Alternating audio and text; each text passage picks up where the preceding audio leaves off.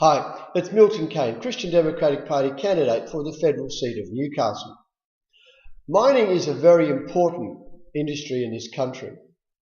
There are some who would say we shouldn't mine anything anymore, we should shut down all the mines. I don't agree with that. I believe that the raw materials that we have in this country ought to be used. But on the other hand, I believe we have a mandate given to us by God to look after the place. We need to look after the planet. We're to use it, but not to abuse it. And that's a very strong principle to which I stand. And so what it actually means is when we do our mining, when we do our other industry as well, we have to make sure that we do not damage the place. That means we don't damage our waterways.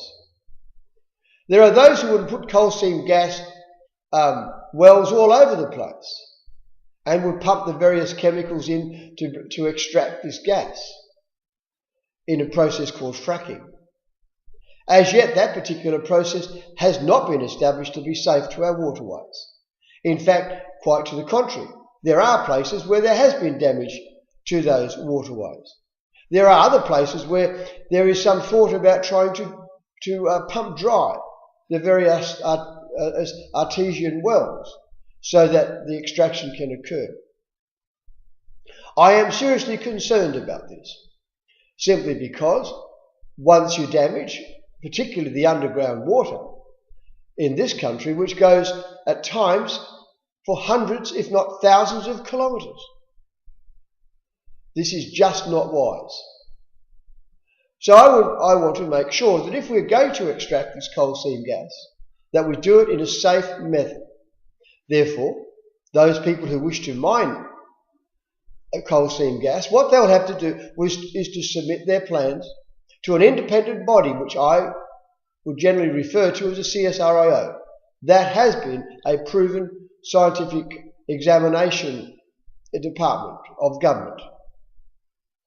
That particular method can be fully studied and examined by them. And if, perchance, it is found to be safe, then they will be able to proceed. But we need to be absolutely sure it is safe, because to fail to put the checks and balances is a very, very bad scenario for disaster to our waterways. We are a dry country, and during the times of drought, we depend upon artesian water. We cannot destroy it. We also have the water in our streams, which very often are affected by some of our other mining. I was very fascinated the other week when we heard that there was plans to put salt water into the upper reaches of the Hunter River. That is rather ridiculous. Hunter River is a fresh water river at that point.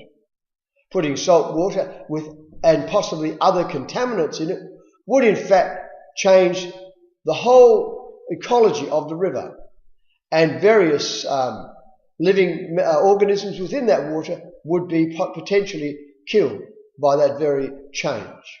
That is unacceptable to me. Totally and absolutely unacceptable. We need to make sure that when we do mine, that there's a full program for rehabilitation. I do not accept the scenario that rehabilitation of a mine site is to return it back to low-grade scrub country. It needs to be returned to at least as good, if not better, than it was before. The general principle which I will take is if you disturb something, return it to its original condition or better. Never worse. End of story. That's the case. That's the scenario. I think it is appropriate that such mines place money into trust accounts, so that if they fail to do their job, that there will be funds there to be able to do it. There needs to be full and thorough examination upon the process as they finish with one part of the site and move on to the next, to make sure the rehabilitation program is appropriate. What I must tell you is this: if you get topsoil, you put it in a heap, once the nutrient exchange ceases, the soil begins to die. You need to have that nutrient exchange. And that's a very important thing. So you put your topsoil in a heap, only the surface of that will continue to be good soil. The rest of it will in fact over time be depleted. That needs to be enhanced. There needs to be a whole bunch of processes go in place to make sure that it works far better. I want to see proper and appropriate rehabilitation. There's also the fact of the environment around, the air. We have to be very careful what we do with our planet. We need to have a balance of oxygen, nitrogen and other gases in the atmosphere. And if we exceed one level or the other, it can cause some problems. And so what we need to do is to make sure that we are doing things to actually make sure that we maintain a good atmosphere. There are many people who believe by putting in a carbon tax that will in fact assist us in reducing greenhouse gases. Let me tell you this, no tax will reduce any greenhouse gases.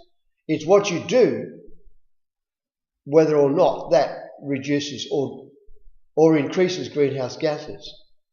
One of the most significant greenhouse gases that is there, which has been emphasised, is carbon dioxide. The best way to extract carbon dioxide from the atmosphere is to plant appropriate trees. That's why I maintain that if we encourage every Australian to plant 2 trees per year, we will be able to get on top of the excesses of carbon dioxide in the atmosphere, should there be any. Because at the end of the day, those plants need CO2 to be able to grow. And when the CO2 level gets so low, they will no longer grow. So that's not a problem.